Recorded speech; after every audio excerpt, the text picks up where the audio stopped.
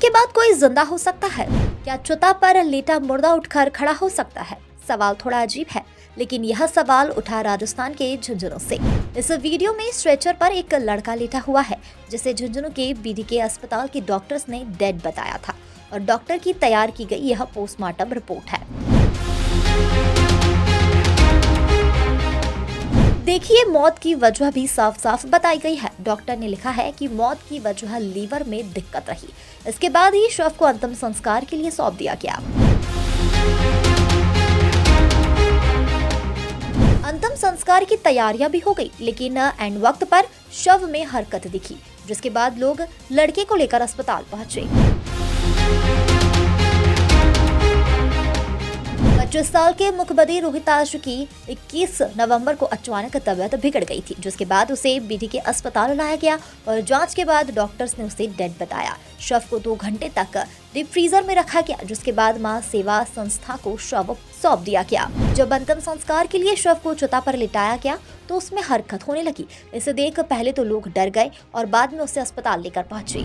दोपहर में उसका डॉक्टरों ने माना कि वो मृत है और उसके पश्चात उसको, जैसा मुझे पीएमओ ने बताया, पोस्टमार्टम के पश्चात उनको सुपुर्द किया होम के संचालक को, और वहाँ बगड़ में जाने के पश्चात उसमें हलचल हुई, उसे वापस लाया गया है।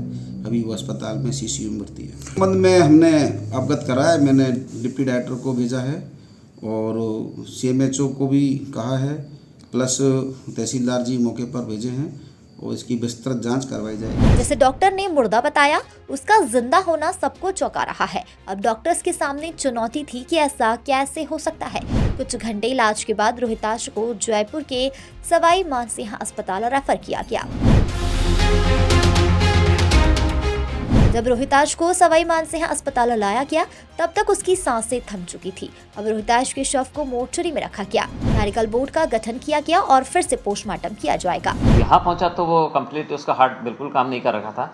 ईसीजी तो स्ट्रेट लाइन था, तो उसको ब्रॉड डेड डिक्लेयर करके और फिर यहाँ से पोस्टमार्टम के लिए मोर्चरी में शिफ्ट कर दिया था।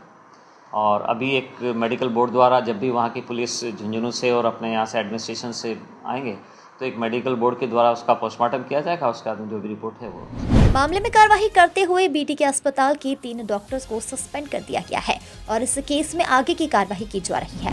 हालांकि सबको एक बात चौंका रही है कि अगर शव में हरकत नहीं थी, रोहिताश की सांसें थम चुकी थी, तो 2 घंटे तक डीप फ्रीजर में उसकी सांसें कैसे चलती रही।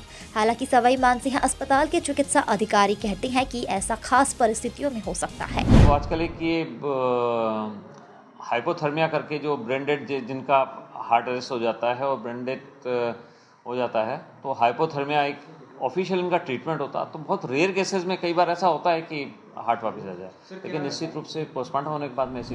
हालांकि झुंझुनू की घटना डॉक्टर्स की लापरवाही का नतीजा है या फिर कोई चमत्कार, इसका पता तो मेडिकल बोर्ड की रिपोर्ट आने के बाद ही पता चलेगा। लेकिन इसे विपक्ष ने राज्य में मुद्दा बना लिया है और सरकार पर कटाक्ष किया है। और ये बड़ी दुखद घटना है। ये तो जाको राखे साइयां मार सके ना कोई। आपने किसी को मृत बता दिया और उसको डीप फ्रीज में भी रख दिया आप लोगों ने, और पोस्टमार्टम करने के नाम पे खाना पूर्ति करके उसको भेज दिया। तो ये सारी जिम्मेदारी किसकी है? आप किसी एक व्यक्ति पे उंगली नहीं उठा सकते। इनका जो पूरा सिस्टम है, पूरी चेन है, वो पूरी जंग लग चुकी है। कोई मॉनिटरिंग नहीं है किसी भी डिपार्टमेंट के अंदर। आज एक मेडिकल विभाग की बात नहीं है, किसी भी विभाग को उठा के देख लीजिए, कहीं कोई सरकार की मॉनिटरिंग नहीं है। पहले मुर्दा, फिर जिंदा हो जाना, इसके बाद फिर से मौत। 24 घंटे के अंदर हुए इस पूरे घटनाक्रम ने सबको चौंका दिया। हालांकि अब राज्य के स्वास्थ्य मंत्री गजेंद्र सिंह खिवसर के निर्देश पर 4 चैम्बर की हाई लेवल कमेटी बनाई गई है, जो मामले की जांच कर अगले 7 दिनों में अपनी रिपोर्ट सौंपेगी।